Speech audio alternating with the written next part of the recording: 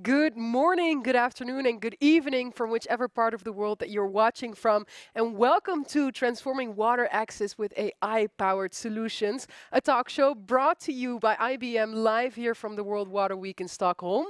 My name is Hajia Yakubi, and I'm very delighted to be your host for this talk show. So from me to you, a very warm welcome, whether you're joining us online or whether you're here in the room with us in Sweden. It's amazing to have you here because today we're zooming in on the IBM Impact Accelerator, which is a pro bono social innovation program initiated by IBM to support communities facing environmental and economic stress worldwide through technologies like AI, but also through the provision of a whole array of ecosystems of experts.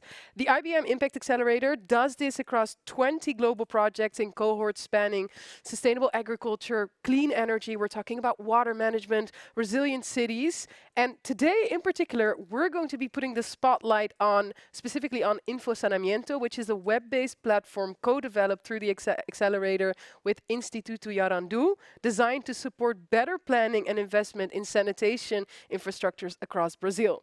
And to help me unpack that collaboration and the role of AI in water innovation, I'm very delighted to be joined by two very special guests. So first of all, let me say a very warm welcome to you. I'm joined by the VP and Global Head of ESG at IBM, Jonah Smith. Jonah, welcome. Thank you. Good to be here. Very good to have you. And we're also joined by the Chairman of the Board of Instituto Yarandu, Luis Fazio. Luis, welcome. Thank you. Amazing to have you here. So, I mean, we got a lot to unpack, right? And we have 20 minutes, so I want to jump right into it. Jonah, if I can start with you, could you maybe talk us a bit more through what the IBM Impact Accelerator is in a nutshell, and also how it operates as a, so to say, pro bono social innovation program? Sure. I mean, you in your kickoff comments, I think you introduced it really well, probably better than I can introduce it. So, but yes, it is a pro bono social impact program that utilizes IBM technologies, such as hybrid cloud, AI. I think about like our Watson X is IBM's portfolio of generative AI tools. You think about models, large language models like Granite and others that are very specific for different types of uses, right? Different use cases in industry and across a variety of different applications for all sorts of entities and around the world. So that's really in essence what the IBM Impact Accelerator does, right. Formerly called the IBM Sustainability Accelerator, by the way. But so in essence, we say pro bono. It is mostly pro bono. There's also a little bit of other small cash sometimes around like implementation services. Right. IBM has a huge consulting arm. So we also have some of our, you mentioned our expertise, our ecosystem of experts. So some of that is IBM's consultants, right? We have something like 160,000 consultants across a variety of different things. We have a huge research arm, something like, I forget the number now, but something maybe like 19 different research facilities around the world, and a lot of investment R&D. And so a lot of history of innovation in IBM, tens of thousands of patents, a lot of focus on that through bespoke solutions that the IBM Impact Accelerator creates with partners. I'm not sure if you mentioned, but it's with, so we provide this to nonprofits, academia, or government entities. So, right. So through an RFP process each year, we select 5 new organizations to receive a competitive RFP process to receive this in kind between $2 to $3 million over a 2-year period. Which goes to show the skills of the impact, so to say there. Yes, yeah, exactly. Yeah, for sure. And the first year is very much about co-creation through IBM Garage, like I said, bespoke models and development where we have our ecosystem of experts all come in with the partner organizations, with the localized organizations as well. And we co-create, and then the second year is about implementation, the execution phase. Right. And so I could talk more about it. There's a variety of different. I mean, we're going to talk more about it. But Sure. I love how you kicked us off. I love the enthusiasm also because, I mean, there's some real great work that you're doing with it. And one example that we're going to dive into in this talk show specifically is about InfoSaneamento, which we'll get to in a bit. But before we do, Fazio, I actually wanted to ask you if you could maybe set the scene for us a bit more to the context of Brazil. So what would you say are some of the most pressing water and sanitation challenges that the country is facing that you're, so to say, seeing on the ground? Yes, talking about Brazil, Brazil is a country with 2010 million people, and represent the same problems that we have world as a whole, because we have 44% of the people who don't have access of college of sewage and sanitation, and 17% doesn't have access to drinkable water in their Wow. homes. Yeah. So and this the real numbers are even worse, and we don't know because we just know the official numbers, and the Right. official numbers are influenced by politicians that doesn't want to show the real number that would be even worse. And that's why a good reason to do the two that we did together. Yeah, for sure, because it sort of shows the urgency, right? I mean, when you hear those numbers, you know that if you're like then going to do work within water and sanitation, it's going to have real impact because it's needed, right? Yes. So, Well, just yes, one more go thing. ahead. Yeah, the pace that we have recent laws that did increase the investment, private investment, but the private investment doesn't want to go any place in favelas. They don't because they're not going to have profit there or isolated areas. But we increase the pace, but the actual pace will take for more 40 years to reach the Well, universalization. yeah. And the same law said that we should be there in 2033. So Right. we're going not to achieve the goal Exactly. in And 2030. there's a pacing gap then, so to say, that we Yes, at a least lot. need to like Yes, sort of we like don't act have on. solutions for this Yeah, at all. yeah. So I mean, you're like on the ground doing the work. So I wanted to go to you, Jonah. Just on the tech side, I wanted to understand a bit more which IBM technologies have supported InfoSaneamento. Could you speak a bit more to that at a higher level? Which technologies you've been using? Sure. So it's utilizing IBM Cloud as well as AI, powered by Watson X, like I mentioned before, the platform, the portfolio suite. It also is integrating in and bringing in geospatial analytics. And if you think about it, the tool itself, co-developed with Instituto Yarandu, but the tool itself is really the power of technology to really first of all, you think about data. Like these are complex issues, complex localized issues that you could have 1,000, 10,000. 100,000 different data points, right, of information related to this. And so if you're able to first collect all that data through things like surveys and other things that the tool utilizes and automate it and put it into a big data lake. Now you have access to all this information, but that's just the access part, right? So IBM Cloud is doing that, creating this data lake and everything else, and then utilizing AI. Now you can actually synthesize. You can analyze all that data. How is it all interrelated? How is one thing impacting the other? What's the we're here at World Water Week, and the focus is water for climate. What's the water what's the clean water access, the delivery, the sanitation, Right. the impacts, water Yeah. quality, what's the nexus on energy, which all these different access points that are all connected in different ways through municipalities and everything else. You mentioned the favelas and so Yeah. forth. Very complicated stuff. So IBM's AI technology helps us analyze that in ways that it's augmenting, helping in ways that we couldn't do it as fast or probably as well, That's right? humans, yeah. And then that final piece is it also then communicates, because it's not just enough to have Right. information. Now you have Yeah. to communicate it back. Yeah. Can we communicate back in real time to the practitioners, to Yeah. municipalities that are for the actual water, sanitation, infrastructure planning? So that's really what it's I doing. mean, and that's a good one because it speaks, so to say, oftentimes, having the data, having that transparency in itself is already really good. But going from transparency to transformation also asks and requires that you're able to translate messaging through it as well. So it's amazing to see that that's happening so fast. Fazio, I wanted to go to you because, I mean, this is already, I think, a very good case example that might motivate as to why Instituto Yarandu submitted a proposal to participate in the IBM Impact Accelerator. But still, I wanted to hear from you, like, what's like the broader motivation, so to say, that was behind it? Oh, that's the opportunity of taking our experience and the ground experience with capital, intellectual, and technology from IBM is an opportunity that we can't just leave. We get excited, and together we did a brainstorm and decided to do a platform for helping this lack of information that I mentioned before. Because when you have to go into a favela, the regular areas are easier than favelas. Favelas, you need to know details, to do a proper design to reach the goals, because each favela is different from one another. Right. Yeah, and even in light of the numbers you mentioned earlier, the disclaimer that you said that this is just what we know, right? So even like, you know, how Yes. you obtain the information, but then even that's the information that you have, there's so much more out there that still needs to be gathered. Yes, yes. Yeah, so that speaks to it. Jonah, I mean, from your side, how would you say that the importance of this collaboration is, like, what's that like for you guys? Oh, I mean, you know, it's a great question. It's a hard question, but I would say that, you know, IBM's 114-year-old company this year. Congratulations. Thank you. I mentioned the patents and innovations, a big part of our history, our corporate culture, which we're very proud of. I mean, we have like Nobel Prize winner employees like in patents, and we've done stuff with NASA and all sorts of things.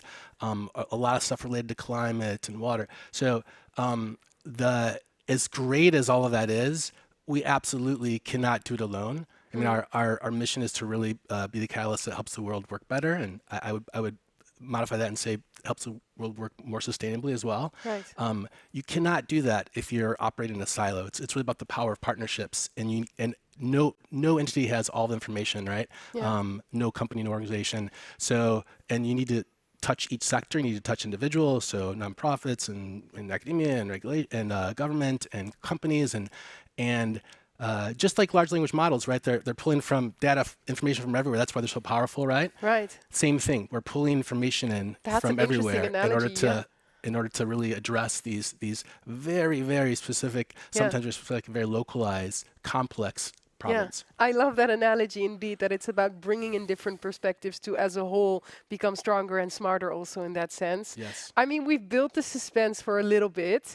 I would say let's get concrete. Fazio, if I can go to you, InfoSaneamento. Can you tell us more about what it is and how it sort of like helps to address Brazil's water and sanitation challenges in practice? Yes, Jonah talks a lot of what it is technically, but the important things about the platform that anybody can use it. So it's focusing sanitation companies, government, and NGOs, and they are already using it. We are launching today, but today the projects that we use at InfoSaneamento already are impacting 400,000 people. Wow. Yes, oh, wow. this is a lot, It's a because broad scale. it's been used in huge projects like the depollution of Tietê River. That's the biggest river that passes across the São Paulo. That's the biggest city in Brazil. And another interesting case that is being used with very interesting success, with great feedback from the government, is the Calungas population. That's a population that lives in the center of Brazil in an important ecosystem. They preserve a huge area in the place that crops are produced, and so they preserve an important area for Brazilian ecosystem. And they are descendants of slaves that go there, and they are there till now. And it's a project that will give them water and sanitation with photovoltaic wheels. Right. And InfoSaneamento was used there. Yeah, that's amazing to hear. And also the skill that you sort of like outline already sort of like speaks to it. I mean, we've talked about data a couple of times, Fazio, but like what would you say is the importance of having reliable data, so to say, about the community to sort of like also make better water and sanitation interventions? As I used to say, that doing a project in favelas or isolated communities without the correct data, without research, is like giving a medicine for a guy who don't know the sickness. Right. So it's totally terrible. So I could give some more examples. Houses in favela maybe don't have a bathroom. So how we can plan a connection in a house that doesn't have a bathroom? Right. So and don't have space, and in order to have a correct management, 50% of projects in favelas and isolated areas after 5 years are not working anymore because of lack of management. And to do a management, you have to do a very strong social work. And the tool collect a lot of social economic information that's essential to do this social work, impossible to do without this information. Yeah. You must know the beliefs, the culture. Yeah. We did also anthropological studies, but the information is, that we capture in InfoSaneamento is the information that missing the official numbers, in official information. When you go to a favela, you don't know how many people live there, how many houses. And so this support of technology in producing data, in analyzing data with AI is promoting great results. That's amazing, because it sort of takes this on-the-ground human understanding type of work from human to human, and then it uses data and AI to make sure that we can quantify that we can sort of like get that data. I mean, Jonah, hearing all of that, how would you sort of speak to the role of AI, of technologies in social impact and water innovation? And then maybe also, I would be curious to hear, what does responsible use look like then when we talk about using these technologies? Okay, on the first piece, I would just say, I mean, it might get a little too philosophical or something, but for me, I just feel like, we're talking at a very high level, but you heard Fazio, he said 400,000 people. Right. Now, I was born and raised in Detroit, Michigan. I was blessed to turn on the faucet, and I have clean filtered water, and I love water. I was just saying, it's my favorite drink is water. Exactly, yeah. Still water, love it. And I had a bathroom in my house. I don't know if anyone has experienced, but I've also spent a lot of time out in nature, camping, this and that. I've volunteered in Africa, for example, and for about 5 weeks, and half the time at the volunteer house that we were at, we didn't have access to clean water, and we didn't have electricity half the time we were there, and so it really reminds you of, and that and the conditions were way far better than the favelas. Right. I've also seen the favelas, and it reminds you of the value of all of this. And and can you imagine, that was just for like 2-3 weeks. I didn't have access. Imagine these like people are living their whole lives without, and just seeing the impact from, sometimes every once in a while you get blessed with you're fortunate to have like a story or like, a testimony or something back. Like, this has changed me now because of this. Yeah. Multiply that by 400,000. Right. That's where the real value is. Yeah. Yeah, that's amazingly said, and indeed, it shows the magnitude. Every extra person that is being helped, also, that's a lifetime changed through the work that you're doing. So, Fazi, I wanted to ask you, taking all that in and looking ahead, what would success down the road look like for InfoSaneamento? Yes, we plan to increase the use of the tool. We're presenting for other initiatives, companies. We are having a lot of interest on the tool and on the InfoSaneamento. That there are different companies that promote this impact that I mentioned before. Yeah. So, but we think that it's a good tool to use abroad, and we are very hopeful to have the data when we have a bigger database. We truly believe that AI could fill the blanks of the that we have in the official numbers, and maybe I hope that we can have a real figure that was the real situation, that sanitation. Because when we estimated the total cost of sanitation in Brazil, I'm sure that in the world it's the same, because this information that we say here, I know that is wrong. The part that came from Brazil, I suppose it's not different in other places. So I truly believe that this tool can help us to, with AI, bring us a real picture of the problem. Right. Whatever we can learn extra in Brazil can teach us more also about the world state, so to say. That's what you're saying. Thank you. And it's a thing that we'd love, if I can jump in for a second, it's a thing that we would love to be able to scale, across Brazil, but also across South America, across other similar regions. There's water issues all over the world. Yeah. So it can really help to do that with partners. The second half of your question I didn't answer about responsible use, but I just want to be clear. Yeah. IBM puts a huge emphasis on responsible use of AI. We actually have an AI ethics board. You think about like upstream use as well, or as well as downstream, or upstream production as well as downstream users. Some of the emphasis is on that data insights are owned by the creator. That all the technology has to be transparent. We talked about transparency before, and explainable. Yeah.